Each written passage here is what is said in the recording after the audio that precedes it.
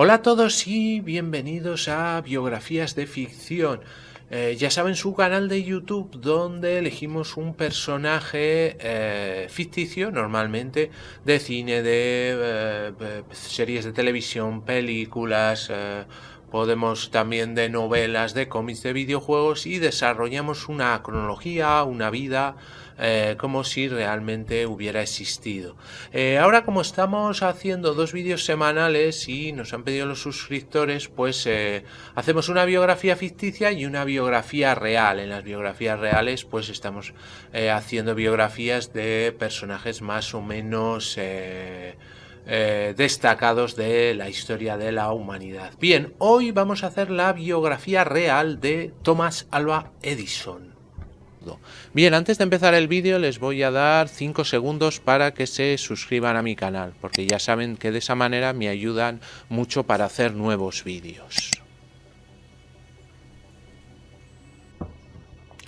Bien, Thomas Alva Edison fue un inventor, científico y empresario estadounidense.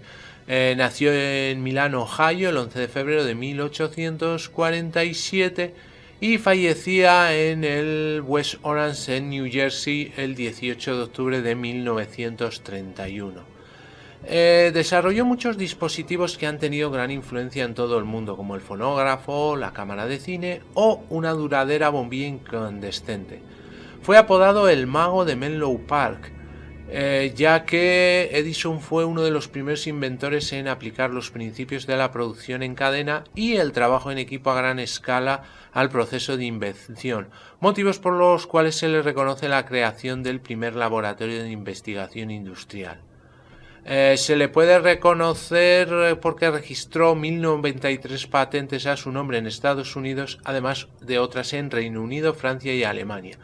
Pero lo más importante, que muchas de sus patentes tuvieron un amplio impacto en algunas de sus invenciones, como la luz eléctrica, el suministro público de electricidad, la grabación de sonido, la cinematografía, que se convirtieron en nuevas y poderosas industrias en todo el mundo.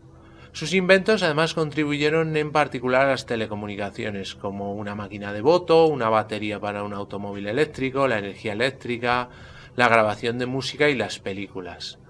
Además, sus avanzados trabajos en estos campos no fueron más que una continuación de su primer trabajo como radiotelegrafista. Edison desarrolló un sistema de generación y distribución de energía eléctrica a las casas, negocios y fábricas, un avance crucial para el mundo industrializado moderno. Alva Edison era hijo de Samuel Ogden Edison Jr. y Nancy Matthews Elliott. Sus antepasados provenían de Ámsterdam y se establecieron en el río Passaic, en Nueva Jersey. John Edison, el abuelo del inventor, se alistó en el bando de los británicos durante la Guerra de la Independencia y al final de la misma tuvo que refugiarse en Nueva Escocia. Después de un tiempo se trasladó a Canadá para residir en Bangan, en la zona del lago Erie. Cuando estalló la rebelión canadiense en 1837, Samuel Edison, padre del inventor, se unió a los insurgentes. Una vez más, la familia se vio obligada a huir a los Estados Unidos. En 1840, Samuel Edison estableció una pequeña maderería en Milán, Ohio. Antes de que la familia se estableciera definitivamente en ese pueblo, su esposa Nancy, una canadiense de ascendencia escocesa, había tenido 4 hijos. Posteriormente tuvo 3 más, pero murieron 3 de los primeros en la década de 1840. Y los supervivientes tenían 14, 16 y 18 años cuando el 11 de febrero de 1847 la esposa de Samuel Edison dio a luz a su 7º hijo. Le llamaron Thomas por un antepasado de la familia y Alva en honor del capitán Alva Bradley. En 1855, a los 8 años y medio, Edison entró a la escuela. Después de 3 meses de estar asistiendo, regresó a su casa llorando, informando que el maestro lo había calificado de alumno estéril e improductivo. Es imposible establecer si Nancy Edison tomó muy en serio la opinión de su maestro o si pensó que ella era mejor que el profesor de su hijo. El caso es que Edison recordó durante el resto de su vida el resultado del dichoso incidente. La madre de Edison sacó al niño del colegio y lo educó en casa. Después de las tareas domésticas le enseñó a leer y a escribir correctamente, además de aritmética, y comenzó a leerle algunos libros que no estaban entre lo más común del momento. Por ejemplo, La caída del Imperio Romano, La historia de Inglaterra, Historia del mundo y a los autores William Shakespeare o Charles Dickens. En torno a los 9 años fue cuando Edison comenzó a leer solo, en parte impulsado por su padre, Samuel, que le daba 10 céntimos cada vez que concluía un libro. En 1859 empezó a vender diarios en el tren matutino que iba a Port Huron a Detroit, así como verduras, mantequilla y moras. En Detroit el tren hacía una parada de 6 horas, las cuales aprovechaba pasándolas en el salón de lectura de la Asociación de Jóvenes. Después se convirtió en la biblioteca gratuita de Detroit. Ahí comenzaba por leer el libro que se encontraba en la parte inferior y seguía por orden con los demás hasta terminar con toda la hilera. Edison no quedaba satisfecho con solo leer y comenzó a realizar diferentes experimentos basándose en lo que leía en los libros de ciencia. Utilizaba un vagón vacío como laboratorio, donde también instaló una pequeña prensa de mano que encontró cuando un amigo del Detroit Free Press le regaló algunos tipos. El resultado fue inmediato: el Grand Trunk Herald, semanario del que Edison tiraba 400 ejemplares. Tras salvar a un niño en las vías del tren en Port Huron, el agradecido padre de la criatura, J. U. Mackenzie, telegrafista de la estación, le enseñó código Morse y telegrafía. A los 15 años obtuvo su primer trabajo como telegrafista, reemplazando a uno de los operadores del telégrafo que había ido a servir en la guerra civil. A los 16 años, después de trabajar en varias oficinas de telégrafos, donde realizó numerosos experimentos, finalmente llegó con su primera auténtica invención, llamada repetidor automático, que transmite señales de telégrafo entre estaciones sin personal, lo que permite que prácticamente cualquiera pueda traducir fácilmente y con precisión un código a su propio ritmo y conveniencia. Curiosamente, nunca patentó la versión inicial de esta idea. Su primera patente es cuando Edison ideó un instrumento sencillo para el recuento mecánico de votos en 1868. Se podía colocar en la mesa de cada representante, tenía 2 botones, uno para el voto en pro y otro para el voto en contra. Para tramitar la patente, Edison contrató al abogado Carroll D. Wright. El instrumento se llevó ante un comité del Congreso en Washington y allí el veredicto fue brusco pero honesto. Le dijeron: joven, si hay en la Tierra algún invento que no queremos aquí, es exactamente el suyo. Uno de nuestros principales intereses es evitar fraudes en las votaciones y su aparato no haría otra cosa que favorecerlo. En 1869 Edison y Franklin Pope ofrecieron sus servicios como ingenieros electricistas, una especialidad desconocida por entonces, pero Edison se apartó de ese trabajo porque sentía que no ganaba suficiente. En Nueva York consiguió un empleo de condiciones muy ventajosas tras reparar una grave avería en un indicador telegráfico que señalaba los precios del oro en la bolsa de valores. Trabajó en la compañía telegráfica Western Union como inventor y reparador, aunque poco después se independizó y en 1877 llevó a cabo uno de sus más importantes inventos, el fonógrafo. En 1876 Edison se muda de Newark a Menlo Park, Nueva Jersey, donde reunió un grupo de ayudantes y mecánicos y estableció una fábrica de inventos. En 1887, cuando dejó Menlo Park, contaba con una lista de casi 400 patentes. Aunque se le atribuye la invención de la lámpara incandescente, esta en realidad solo fue perfeccionada por él, quien tras muchos intentos consiguió un filamento que alcanzara la incandescencia sin fundirse. Este filamento no era de metal, sino de bambú carbonatado. El 21 de octubre de 1879 consiguió que su primera bombilla luciera durante 48 horas seguidas. En la víspera del año nuevo del mismo año se hizo funcionar con éxito en Menlo Park el primer sistema de alumbrado, construido por Edison y constituido por 53 focos. En 1880 se asocia con J.P. Morgan para fundar la Edison Electric. Después J.P. Morgan adquiriría sus acciones para crear General Electric. En el ámbito científico descubrió el efecto Edison, patentado en 1883, que consistía en el paso de electricidad desde un filamento a una placa metálica dentro de un globo de lámpara incandescente. Aunque ni él ni los científicos de su época le dieron importancia, estableció los fundamentos de la válvula termoiónica y de la electrónica. El denominado efecto Edison fue un fenómeno de vital importancia para la electrónica de los años 1950 y 1960. En la década de 1880, la iluminación de arco en calles y espacios públicos era un negocio en expansión en los Estados Unidos, Europa y algunas ciudades de América. La alimentación para estas luminarias era suministrada por medio de generadores de corriente continua, provistos por la compañía de Edison, pero pronto tuvo que enfrentar la competencia con los sistemas de corriente alterna.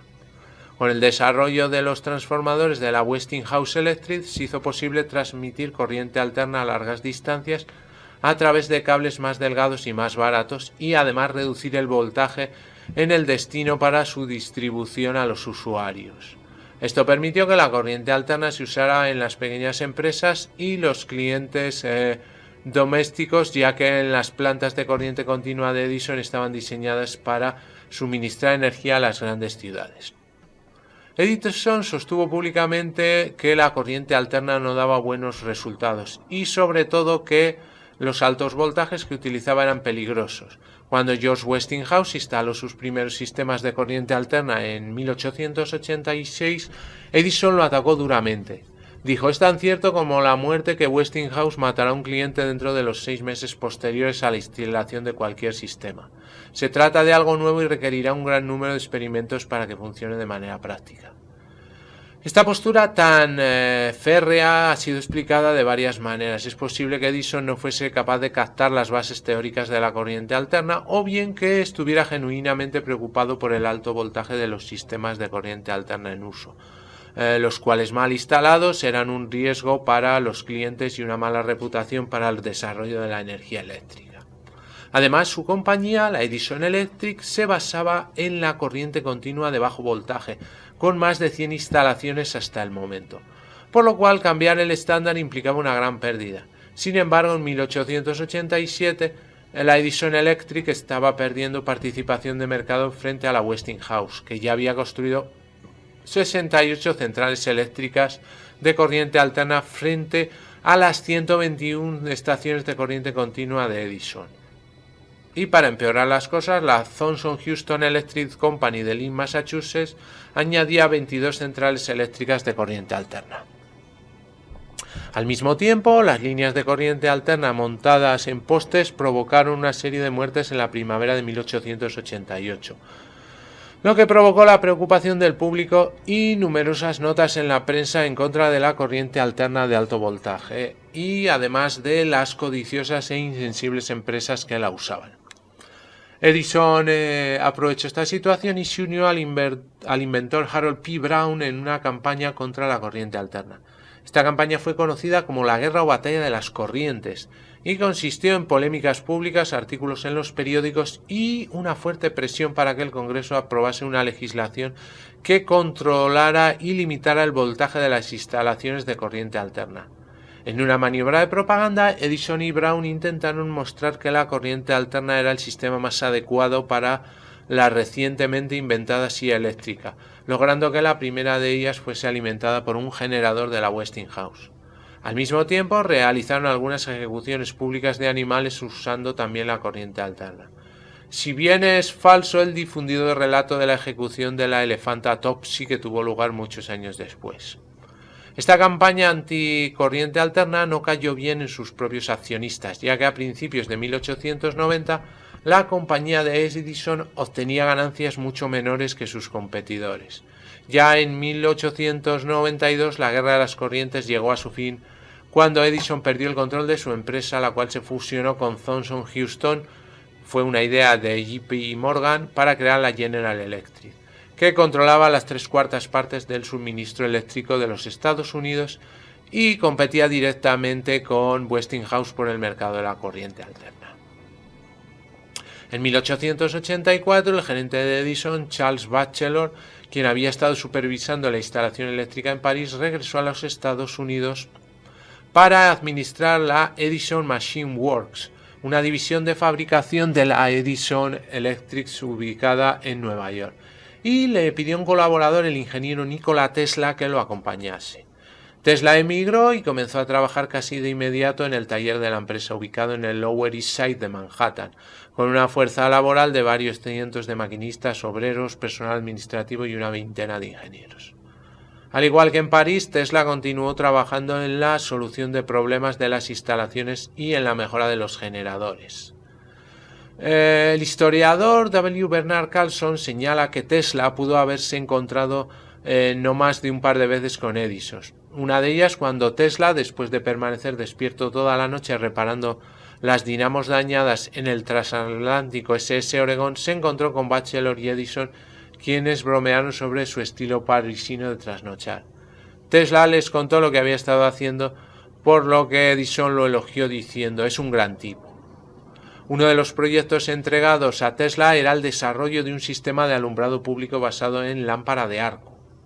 La iluminación de arco era el tipo de alumbrado público más popular, pero requería altos voltajes y era incompatible con el sistema incandescente de bajo voltaje de Edison, lo que provocó que la empresa perdiera contratos en algunas ciudades. De todos modos, los diseños de Tesla nunca se pusieron en producción, posiblemente debido a mejoras técnicas en el alumbrado incandescente o debido a un acuerdo de instalación que Edison hizo con una empresa de iluminación de arco. Tesla había estado trabajando unos 6 meses cuando renunció. No están muy claros los motivos y es posible que fueran por una bonificación que no recibió, ya sea por rediseñar los generadores o por el sistema de iluminación de arco que se archivó. También Tesla tuvo enfrentamientos previos con la empresa sobre bonificaciones impagadas y además dijo que el gerente de Edison Machine Works, es decir, Batchelor, le había ofrecido un bono de $50.000 para diseñar 24 tipos diferentes de máquinas estándar, pero que resultó ser una broma. Versiones posteriores de esta historia muestran al propio Edison ofreciendo y luego renegando del trato, diciendo: «Tesla, no entiendes nuestro humor americano». En 1894 los kinetoscopios de Edison llegaron por primera vez a Europa, más concretamente a Francia. 2 años después, en 1896, presentó el vitascopio en Nueva York, con la pretensión de reemplazar a los kinetoscopios y acercarse al cinematógrafo inventado por los hermanos Lumière. Los aportes de Edison al mundo del cine también fueron muy importantes y en 1889 comercializó la película en celuloide en formato de 35 milímetros, aunque no la pudo patentar porque un tiempo antes George Eastman ya lo había hecho, aunque sí pudo patentar sus perforaciones laterales.